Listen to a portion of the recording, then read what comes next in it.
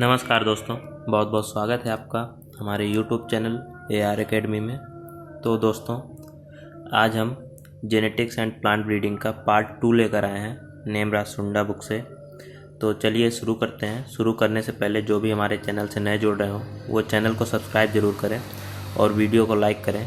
तो शुरू करते हैं। आज हम सबसे पहले पढ़ेंगे प्री मेंडेलियन हेरिडिटी थ्योरीज। तो सबसे पहले मेंडल के पहले जो हेरिडिटी की जेनेटिक्स की थ्योरीज थी उसके बारे में किसने कौन सी थ्योरी दी थी, और ये इम्पॉर्टेंट है। जैसे थ्योरी ऑफ एपिजेनेसिस जो था वो वोल्फ ने दिया था 1738 में, और थ्योरी ऑफ एक्वायर्ड कैरेक्टर वो दिया था लैमार्क ने 1744 में। थ्योरी ऑफ पैनजेनेसिस दिया था चार्ल्स डार्विन ने 1809 में। जर्मप्लाज्म थ्योरी दी थी वीजमैन ने 1889 में, और क्रोमोजोमल थ्योरी ऑफ इनहेरिटेंस दी थी सटन एंड बावेरी ने 1903 में। तो ये पूछता भी है एग्जाम में कि कौन सी थ्योरी किसने दी। नेक्स्ट है ऑर्गेनिज्म यूज्ड इन जेनेटिक्स। तो कौन से ऑर्गेनिज्म हैं, ऐसे माइक्रो ऑर्गेनिज्म भी हो सकते हैं जो जेनेटिक्स में यूज होते हैं। तो जो बैक्टीरिया में ई कोलाई जो होता है, इशरिचिया कोलाई इसका फुल फॉर्म है, तो ये बहुत ज़्यादा यूज होता है जेनेटिक इंजीनियरिंग में। फंजाई जो होता है वो न्यूरोस्पोरा यूज होता है। इंसेक्ट की अगर बात करें तो वो ड्रोसोफिला यूज होता है। और अगर प्लांट की बात करें तो अगर कोई हमें एक्सपेरिमेंट करना होता है तो हम प्रेफर करते हैं मेज या फिर पी के प्लांट को। तो ये इम्पॉर्टेंट है, ये भी पूछा जाता है। अब है हमारा सेल के बारे में आज हम पढ़ेंगे। सेल में कौन कौन से हमारे ऑर्गेनेल्स होते हैं और उसके बारे में आज हम पढ़ेंगे। तो चलिए शुरू करते हैं। तो सेल क्या होता है? Cell is the structural and functional unit of all living organism except viruses. तो सेल वो होती है जो स्ट्रक्चरल और फंक्शनल यूनिट होती है हमारी लाइफ की। कोई भी लिविंग ऑर्गेनिज्म है वायरस को छोड़कर, जितने भी दुनिया में लिविंग ऑर्गेनिज्म हैं उनकी जो स्ट्रक्चरल और फंक्शनल यूनिट होती है, मीन्स सबसे छोटी यूनिट जो होती है लिविंग ऑर्गेनिज्म की वो होती है cell. The size of cell की बात करें, the smallest cell size ranges from 0.2 to 0.5 micron. तो जो सबसे छोटी सेल होती है वो 0.2 से 5 माइक्रोन तक वेरी कर सकती है, जो कि बैक्टीरिया में होती है। और जो लार्जेस्ट होती है वो 75 mm होती है, जो होता है सबसे बड़ा ऑस्ट्रिच का एग। जो ऑस्ट्रिच होता है जिसे शुतुरमुर्ग कहते हैं, उसका अंडा जो होता है सबसे बड़ी कोशिका कहलाता है, जो कि 75 mm तक का हो सकता है। अब सेल स्ट्रक्चर की बात करते हैं तो सबसे पहले आता है उसमें सेल वॉल। सेल वॉल क्या होता है? Plant cells are surrounded by a non living and rigid coat called cell wall. It secreted and maintained by protoplasm. तो प्लांट सेल में क्या होता है कि चारों तरफ से एक नॉन लिविंग मीन्स जिसे कह सकते हैं निर्जीव एक हमारी झिल्ली होती है या निर्जीव कोटिंग होती है हमारी सेल के बाहर चारों तरफ, वो हमारी कहलाती है cell wall. The main function of cell wall are to provide plant cell a definite shape, mechanical support and strength to tissues and organs। तो इसका जो मेन काम होता है वो जो सेल होती है उसको एक शेप देना, उसका मैकेनिकल सपोर्ट करना, उसको सपोर्ट देना और स्ट्रेंथ देना टिश्यूज को, ये उसका सेल वॉल का काम होता है।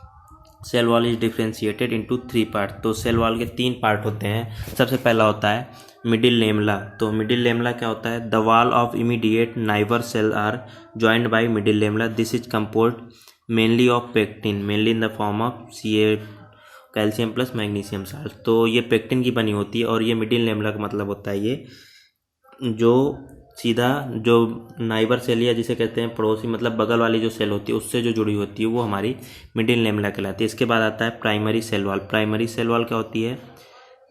तो मिडिल लेमला अगर हम कहें ये एक कोशिका है, एक की एक कोशिका है, तो इसके भी ये जो जुड़ी हुई होती है ये वॉल जो होती है वो मिडिल लेमला कहलाती है। अब आती है प्राइमरी सेल वॉल क्या होती है?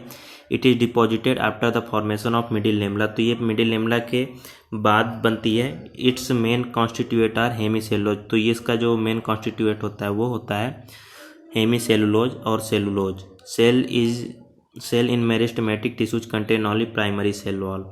तो जो सेल होती है वो मेरिस्टेमेटिक टिश्यूज जो होती हैं उनमें केवल प्राइमरी सेल पाई जाती हैं। सेकेंडरी सेल वॉल की बात करें, it is the inner most layer of wall. तो ये जो सबसे भीतरी लेयर होती है वो हमारी कहलाती है। जैसे ये मिडिल लेमला हो गई, इसके बाद हमारी आती प्राइमरी सेल, और जो सबसे भीतर वाली ये हमारी वॉल की बात करें तो ये कहलाती है सेकेंडरी सेल वॉल, और ये बनी होती है सेलुलोज की। इसके बाद है प्लाज्मा लेमा और cell membrane. The membrane enclosing cytoplasm of a cell is known as plasmalemma or plasma membrane. तो जो मेम्ब्रेन हमारी क्या करती है कि प्रोटोप्लाज्म या साइटोप्लाज्म को ढके हुए होती है, मीन्स सेल वॉल के अंदर जो एक झिल्ली होती है जो कि प्रोटोप्लाज्म को ढके हुए होती है वो कहलाती है प्लाज्मा लेमा या cell membrane. It composed of lipid and protein. तो ये लिपिड और प्रोटीन से कंटेंट होती है, 60% लिपिड होता है और 40% protein. It act as a permeability barrier, और ये परमिएबिलिटी बैरियर के रूप में काम करती है। And act as vehicle for the transport of substance from one organelle to another. तो एक ऑर्गेनेल से दूसरे ऑर्गेनेल, जो ऑर्गेनेल मतलब जो सेल के अंदर तरह तरह के स्ट्रक्चर होते हैं, उनमें से एक से दूसरे तक किसी मटेरियल के, किसी पदार्थ के, किसी सब्सटेंस के ट्रांसफ़र के लिए यूज होती है। साइटोप्लाज्म होता है the substance except nucleus surrounded by the plasmalemma is known as cytoplasm. तो ये सेल हो गई हमारी, ये सेल वॉल मान लीजिए हो गए, इसके अंदर जो सेल मेम्ब्रेन होती है, प्लाज्मा लेमा होती है, इसके अंदर हमारे तरह तरह के ऑर्गन्स होते हैं, उसमें एक न्यूक्लियस भी होता है और इसी में प्रोटोप्लाज्म भी पाया जाता है। तो ये पूरा प्रोटोप्लाज्म हमारा कहलाता है साइटोप्लाज्म जब हम न्यूक्लियस को छोड़ देते हैं।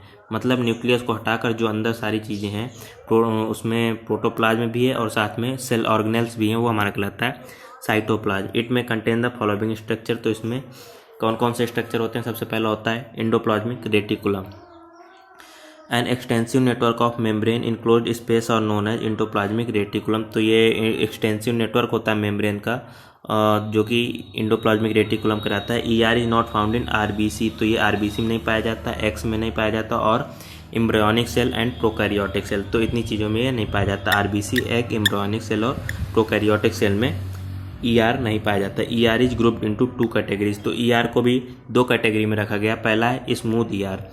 स्मूथ ER क्या होता है? Both outer and inner are regular and smooth. तो इसमें जो आउटर सरफेस और इनर सरफेस होती है वो रेगुलर और स्मूथ होती है। No protein synthesis is take place in smooth ER, और इसमें प्रोटीन का सिंथेसिस नहीं होता। It provides the structural base for synthesis of certain type of steroid. ये स्टेरॉइड को बनाने के लिए बेस प्रदान करती है, जैसे कोलेस्ट्रॉल, प्रोजेस्टेरॉन और टेस्टोस्टेरोन। दूसरा है जो वो है रफ ER या rough endoplasmic reticulum. The outer surface of membrane have a rough appearance. इसमें जो आउटर सरफेस होती है ER की, उसमें रफ अपीयरेंस होता है due to the attachment of ribosome, क्योंकि उसमें राइबोसोम पाए जाते हैं। The rough ER is mainly composed of cisterns and is found in the cell actively involve in protein synthesis. तो ये सिस्टर्न से बनी होती हैं और ये इनमें मेनली प्रोटीन सिंथेसिस का काम होता है, क्योंकि इनमें राइबोसोम पाया जाता है और राइबोसोम प्रोटीन सिंथेसिस का काम करता है। फंक्शन की बात करें तो it provide the structural base for synthesis of protein. तो ये प्रोटीन सिंथेसिस का काम करते हैं। Provide channel for the transport of material among cell organelles, और साथ में ये जो मटेरियल के ट्रांसपोर्टेशन के भी काम करते हैं। नेक्स्ट है राइबोसोम। राइबोसोम क्या होता है? These are the particle of about 200 angstrom in diameter and are composed of RNA and protein. तो ये RNA और प्रोटीन से मिलकर बना होता है, जो कि एक 200 एंगस्ट्रॉम डायमीटर का पार्टिकल होते हैं। Ribosome are synthesised and assembled in nucleolus. तो ये कहाँ सिंथेसिस होते हैं? न्यूक्लियोलस में, ना कि न्यूक्लियस में। कहाँ होते हैं? न्यूक्लियोलस या केंद्रिका में।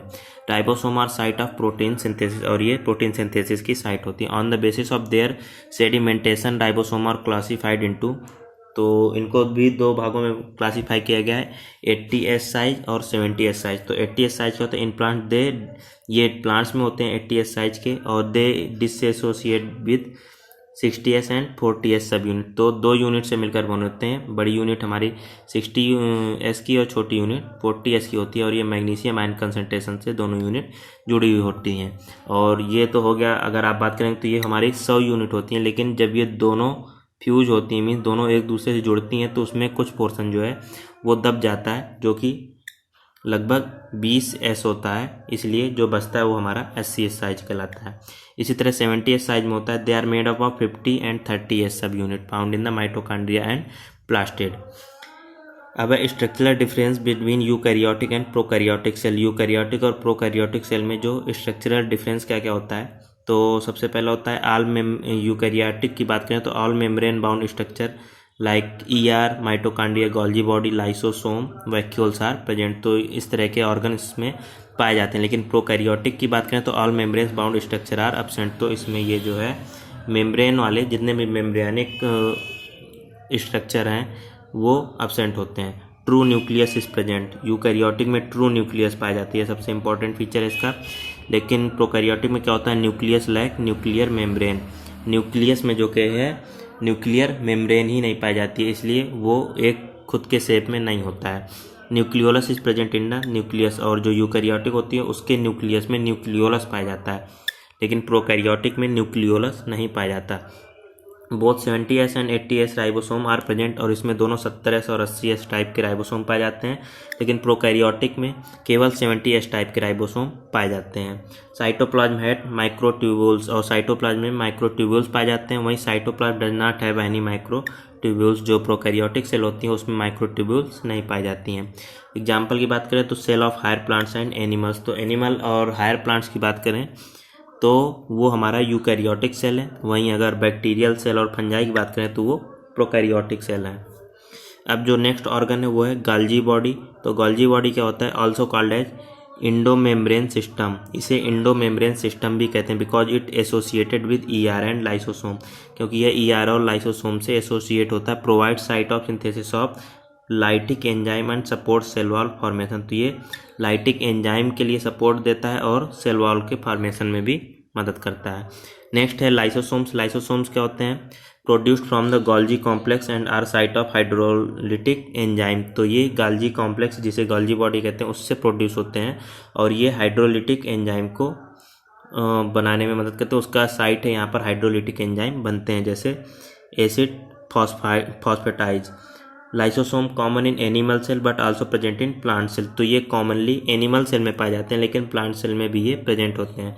Main function of lysosome is autolysis known as suicidal bag, digest cell itself. तो इनका जो काम होता है वो ऑटोलिसिस होता है और इन्हें सुसाइडल बैग के नाम से जाना जाता है, क्योंकि ये खुद को ही डाइजेस्ट कर लेती हैं। तो ये पूछा जाता है सुसाइडल बैग के नाम से कौन सा हमारा ऑर्गन जाना जाता है, तो है लाइसोसोम। नेक्स्ट है पैरोक्सिसोम। क्या होता है, mainly occur in photosynthesis cells of higher plants and. तो ये हायर प्लांट में पाया जाता है, जो भी फोटोसिंथेसिस प्लांट होते हैं उनमें पाया जाता है। And concern with glycolate metabolism और photorespiration of C3 plant. तो ये ग्लाइकोलेटिक मेटाबॉलिज्म से हमारा रिलेटेड है, फोटो रेस्पायरेशन से। नेक्स्ट है स्पेरोसोम्स। स्पेरोसोम्स क्या होते हैं, these are site of hydrolytic enzyme. तो ये हाइड्रोलिटिक एंजाइम्स के साइट है and are found in plant cells only. और ये केवल प्लांट सेल में पाए जाते हैं। They don't occur in animal cell. Animal cell में नहीं पाए जाते हैं। Contain up to 98% lipid. और इनमें 98% से ज़्यादा लिपिड पाया जाता है। देयर फंक्शन में भी इन लिपिड स्टोरेज, इसलिए इनका जो फंक्शन होता है वो लिपिड स्टोरेज का होता है। नेक्स्ट है ग्लाइऑक्सीसोम्स। ग्लाइऑक्सीसोम्स क्या होते हैं, concern with glyoxylate metabolism and help in conversion of lipid of germinating seeds into carbohydrates. तो ये ग्लाइऑक्सीलेट मेटाबॉलिज्म में हेल्प करते हैं और जो लिपिड होती है जर्मिनेटिंग सीड्स की उसको कार्बोहाइड्रेट में कन्वर्ट करते हैं ताकि एनर्जी मिल सके उसके जर्मिनेशन के लिए। नेक्स्ट है वैक्यूल्स। वैक्यूल्स क्या होते हैं, प्लांट सेल्स है वन और more vacuoles of variable size. तो प्लांट सेल में एक या दो वैक्यूल्स हो सकती हैं वेरिएबल साइज की। It contains cell sap and large part of cytoplasm up to 90%। तो प्लांट सेल में ये क्या करती हैं, सेल सैप इसमें होता है और जो लार्ज पार्ट होता है साइटोप्लाज्म का लगभग 90% ये ऑक्यूपाई करती हैं by a large vacuole. Vacuoles are surrounded by a unit membrane. और ये इसमें एक यूनिट मेम्ब्रेन होती है, एक मेम्ब्रेन होती है। The membrane is refer to as a tonoplast. और ये जो मेम्ब्रेन होती है वो कहलाती है टोनोप्लास्ट। नेक्स्ट है सेंट्रियोल। सेंट्रियोल क्या, these are confined to animal cells. और ये केवल एनिमल सेल में पाई जाती हैं centriole and are not found in plant cell. अब है माइटोकॉन्ड्रिया, बहुत इंपॉर्टेंट है। These are site of Krebs cycle and electron transfer chain. तो क्रेब्स साइकिल और इलेक्ट्रॉन ट्रांसफर चेन जो होती है वो माइटोकॉन्ड्रियम होती है। Originated bye fusion of pre existing mitochondria. तो प्री एग्जिस्टिंग माइटोकॉन्ड्रिया के फ्यूजन से इनका ओरिजिन होता है। एंड एवरेज सेल में है 200 to 800 माइटोकॉन्ड्रिया। तो एक जो एवरेज सेल होती है, एवरेज साइज की सेल होती है, उसमें 200 से 800 माइटोकॉन्ड्रिया पाए जा सकते हैं। Mitochondria are surrounded by 2 concentric unit membrane named outer membrane and inner membrane. तो ये डबल मेम्ब्रेन के द्वारा बनी हुई होती है, जिसमें एक का नाम आउटर मेम्ब्रेन, बाहर वाले को आउटर मेम्ब्रेन और अंदर वाले को इनर मेम्ब्रेन कहते हैं। The respiratory complex contains 3 large enzyme complex है। तो रेस्पिरेटरी कॉम्प्लेक्स जो होते हैं उनमें 3 एंजाइम कॉम्प्लेक्स होते हैं, जो कि NADH डिहाइड्रोजिनेज कॉम्प्लेक्स होता है, दूसरा BC कॉम्प्लेक्स एंड तीसरा जो होता है वो cytochromes oxidase complex. These enzyme complexes are embedded in the inner membrane, और ये जो कॉम्प्लेक्स होते हैं ये इनर मेम्ब्रेन में होते हैं। The infolds of inner membrane are known as cristae. तो इनफोल्ड्स मीन फोल्डिंग हो जाती है इनर मेम्ब्रेन की, जो इनर मेम्ब्रेन होती है इस तरह की, वो कहलाती है cristae. The cristae gradually increase the area of inner membrane and have oxisome known as electron transport particles। तो इसमें क्या होता है कि ये जब इस तरह से फोल्ड होती है तो इससे क्या होता है, जो इनर सरफेस होता है वो बढ़ जाता है और इसमें क्या पाए जाते हैं, ऑक्सीसोम पाए जाते हैं, जिन्हें इलेक्ट्रॉन ट्रांसपोर्ट पार्टिकल कहते हैं। The space on the inside of the inner membrane is known as matrix. और इनर मेम्ब्रेन के अंदर जो स्पेस होता है उसे मैट्रिक्स कहते हैं। It contains a variety of transport protein, जिसमें ट्रांसपोर्ट प्रोटीन पाई जाती हैं कई तरह की, that make it selectively permeable to molecules metabolised in the matrix, जो कि इसे परमिएबल बनाती है। In addition to protein it carries out of oxidation reaction of respiratory chain, the electron transport chain and ATP synthesis in the matrix. तो electron transport chain और ATP synthesis जो होता है वो मैट्रिक्स में होता है। The respiratory chain carries out oxidative phosphorylation that generates most of ATP in the animal cell, so it name at power house of cell. तो इसमें क्या होता है, फॉस्फोराइलेशन जब होता है, रेस्पिरेशन के बाद जो एनर्जी बनती है ATP में कन्वर्ट होता है। जब फॉस्फेट प्रोड्यूस होता है हमारा, वो हमारा माइटोकॉन्ड्रिया में होता है, जिससे कि एनर्जी प्राप्त होती है। और जब भोजन का ऑक्सीडेशन होता है और ऑक्सीडेशन के बाद एनर्जी प्राप्त होती है, इसलिए इस वजह से इस ऑर्गेनेल को पावर हाउस कहते हैं, क्योंकि ये जो सारी क्रियाएँ होती हैं एनर्जी प्रोड्यूसन की, वो होती है हमारी माइटोकॉन्ड्रिया में। नेक्स्ट है क्लोरोप्लास्ट। तो एक्चुअल साइट ऑफ फोटोसिंथेसिस। तो क्लोरोप्लास्ट क्या होता है, यहाँ पर फोटोसिंथेसिस होती है। क्लोरोप्लास्ट कंटेन्स क्लोरोफिल, इसमें क्लोरोफिल पाया जाता है, which impart the characteristic green colour to plant, जो कि प्लांट्स को ग्रीन कलर देता है।